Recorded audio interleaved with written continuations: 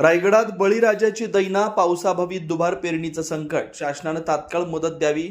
वरंध बारसगावचे शेतकरी आक्रमक. प्रांताधिकारी, पंचायत समिती व कृषी विभागाला दिलं निवेदन. महाडसह संपूर्ण रायगडात पावसानं दडी मारल्यानं रायगडातील बळीराजा अक्षरशः देशोधडीला लागलाय. जून संपत आला तरी वरुण राजाची कृपादृष्टी न झाल्यानं 25 मे रोजी रोहिणी नक्षत्रावर केलेली भाताची पेरणी पूर्णपणे करपून गेली आहे. दुबार पेरणीचं संकट समोर उभं ठाकलंय. शासनाने तातडीत मोफत बियाणं न दिल्यास खरीप हंगाम हातून जाणार असा इशारा संतप्त शेतकऱ्यांनी दिला. 25 दिवसांचा दुष्काळ, 75% शेती ओसाड. कोकणात रोहिणी नक्षत्रावर पेरणीची परंपरा आहे. यंदा 25 मेला पेरणी झाली, मात्र त्यानंतर 25 दिवसात पावसाचा एक थेंबही पडला नाही. त्यामुळे 75% पेक्षा जास्त शेतात भात उगवलाच नाही. तुरळक ठिकाणी उगवलेली रोपही उन्हाच्या तडाख्यानं जळून खाक झालेत. बळीराजाच्या डोळ्या देखत त्यांची मेहनत मातीमोल झाली आहे. पाईपनं पाणी घालून पदरी निराशाच. लाखो रुपये खर्च करून केलेली पेरणी वाचवण्यासाठी शेतकरी स्वतःच्या खिशातून पैसे घालून पाईपद्वारे शेतात पाणी देत आहेत. मात्र कडक ऊन आणि पावसाचा अभाव यामुळे रोपं तग धरतच नाहीत. आता दुबार पेरणीशिवाय पर्याय नाही, पण त्यासाठी पैसे कुठून आणायचे असा संतप्त सवाल शेतकरी विचारतात. गुरांवर उपासमारीची वेळ, रानावनात सोडण्याची नामुष्की. पावसाअभावी जनावरांसमोर चाऱ्याचा भीषण प्रश्न निर्माण झालाय. गेल्या वर्षीची साठवलेली वैरण संपली. हिरवा चारा शेतात उगवलाच नाही. त्यामुळे पोटच्या पोरासारखी जपलेली गुरंढोरं रानावनात सोडून देण्याची नामुष्की शेतकऱ्यांवर आली आहे. मोकाट सुटलेल्या गुरांमुळे उरल्या सुरल्या पिकांनाही धोका निर्माण झाला. शेतकरी आक्रमक, मायबाप सरकार आता तरी जाग व्हा. या गंभीर परिस्थितीमुळे संतप्त झालेल्या वरंध आणि बारसगाव येथील शेतकऱ्यांनी थेट प्रांताधिकारी कार्यालय, पंचायत समिती आणि कृषी विभागावर धडक देत निवेदन दिलं. दुबार पेरणीसाठी तातडीनं मोफत बियाणे, खते आणि आर्थिक मदत जाहीर करा, अन्यथा तीव्र आंदोलन छेडण्याचा इशारा शेतकऱ्यांनी दिला. खरीप हंगाम वाचवायचा असेल तर शासनानं मायबाप भूमिका घेत तात्काळ मदत जाहीर करावी, अन्यथा कोकणातील शेतकरी उद्ध्वस्त होईल अशी आर्त हाक बळीराजाने घातली आहे. ब्युरो रिपोर्ट, तेज मराठी न्यूज, महाड, रायगड.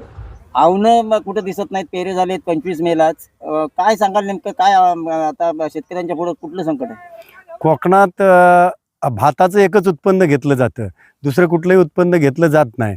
रोहिणी नक्षत्र निघालं की 25 मेला हा दरवर्षी शेतकरी पेरा करतात सगळेच. त्या हिशोबानं हा पेरा केला, परंतु पाऊस अजूनसुद्धा पावसाचा थेंब नाही. इथं थोडंसं दल होती, त्या दलीच्या हिशोबानं अर्धा तरवा उगवलेला आहे, अर्धा उगवलेला नाही आणि काही अजिबात उगवलेलं नाहीत. तरी शासनान पेरणीसाठी किंवा ज्या काय शासकीय ज्या गोष्टी आहेत त्या शेतकऱ्यांना मदतीच्या अनुषंगाने शेतकऱ्यांना मदत करावी. आज गुरांचीसुद्धा वैरण खलास झालेली आहे. आमचे शेतकरी सगळे रानातनं पाला झाडांचा आणून गुरांना घालत आहेत, तेही दयनीय अवस्था आहे. तरी शासनाने जास्तीत जास्त करून आमच्या सर्व शेतकऱ्यांना लागणारं बियाणं किंवा जनावरांसाठी लागणारं जे वैरण आहे ती ताबडतोब मिळावी अशी मी शासनाकडे विनंती करतो. कसं झालं आहे की या भागामध्ये 5 जून किंवा 6 जूनला निश्चितपणे पाऊस पडायचा असं पूर्वीचं वातावरण होतं आणि त्या अनुषंगाने या भागातील सर्व शेतकऱ्यांनी पेरणी केली. ती पेरणी आमची ती फुकट गेली ती तर आपल्या सर्वांना माहितीच आहे.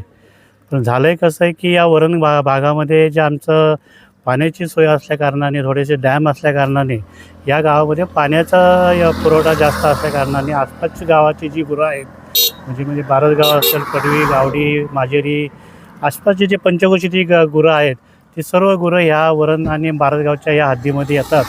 आणि जे आम्ही तरवे आता या ठिकाणी केले त्याचे नासधूस होते, ते आता तुम्ही पाहिलं, ते प्रत्यक्ष पाहिलं. त्याचप्रमाणे या गावामध्ये 15,000 आंब्याची जी रोपं लावलेली आहेत, त्या 15,000च्या आंब्याच्या ज्या बागा आहेत त्या बागांमध्ये सुद्धा ही गुरं रात्रंदिवस त्याच्यामध्ये ते नासधूस करतात आणि शेतकऱ्यांचं हे प्रचंड प्रमाणाचं नुकसान या गुरांच्यामुळं, मोकाट गुरांच्यामुळं तर झालेलं आहे. आम्ही अनेक गावांमध्ये दौंडी पेटवलेली आहे. सगळ्या ज्यांना कार्यकर्त्यांना सांगितलेलं आहे की तुम्ही तुमच्या गावामध्ये प्रबोधन करा, लोकांना सांगा की तुम्ही गुरं सोडू नका, परंतु त्याचा मना असा परिणाम काही दिसत नाही. आणि शेवटी मुकं जनावरं असल्याकारणाने ते या वरणच्या गावामध्ये येतं आहे आणि ज्या वरण, बारसगाव, पडवी ह्या गावामध्ये येतं आहे आणि जिथं जे शेतकऱ्यांनी हे केले ते प्रचंड प्रमाणात नुकसान, हजारो रुपयाचं नुकसान शेतकऱ्यांचं झालेलं आहे. की जे लोकांनी आंब्याची झाडं पाणी डोक्यावर नेऊन लावलेली होती, पाणी घातलं होतं, त्यांना घातलं होतं, ती सुद्धा आज भुईमुग क्षेत्रफळ आहे ते सुद्धा असं सगळं फार उद्ध्वस्त झालेलं आहे. आणि यांचा कुठेतरी बंदोबस्त होणं फार गरजेचं आहे. पुन्हा आमच्या काय कार्यकर्त्यांनी का 2-3 दिवसापूर्वी पंचायत समिती, वन खाते, फॉरेस्ट डिपार्टमेंट किंवा आपलं कृषी विभाग यांच्याकडे निवेदन पण दिलेलं आहे की या तुमच्या पातळीवर तुम्ही प्रयत्न करावेत म्हणून. शासनाने याला सकारात्मक असा प्रसाद द्यावा अशी या ठिकाणी मी आपल्याला विनंती करतो. कसं आहे, दरवर्षी 7 जूनला 10 जूनपर्यंत पाऊस पडायचा आणि आतापर्यंत आता 17 जून चालू झाला तरीसुद्धा पावसाचं काही ठिकाणं नाही आहे. आणि पेरणी झाल्यानंतर थोडाफार ठिकाणी दाणा जो अवेलेबल पाऊस आला त्याने उगवला गेला आणि तो पिटाळला. ते 5% दाणा उगवला आणि 95% खराब होऊन गेला.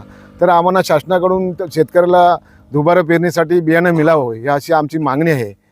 आणि प्रचंड शेतकऱ्याचा हाल आहेत. आणि गुरांच्या चाऱ्याच्या बाबतीत जर बोलायचं म्हटलं तर वैरणच्या आम्हाला 4 दिवसामध्ये रानोमाल गुरं सोडून द्यावं लागतील अशी भयानक परिस्थिती उद्भवत झालेली आहे की रानाला ह्याच्यामध्ये गेलं रानामध्ये जंगलामध्ये तर पाळही मिळत नाही आणि पाळही उत्पन्न नाही राहिला. कारण सगळे शेतकरी चारा नसल्यामुळे जंगलामध्ये जायला लागले.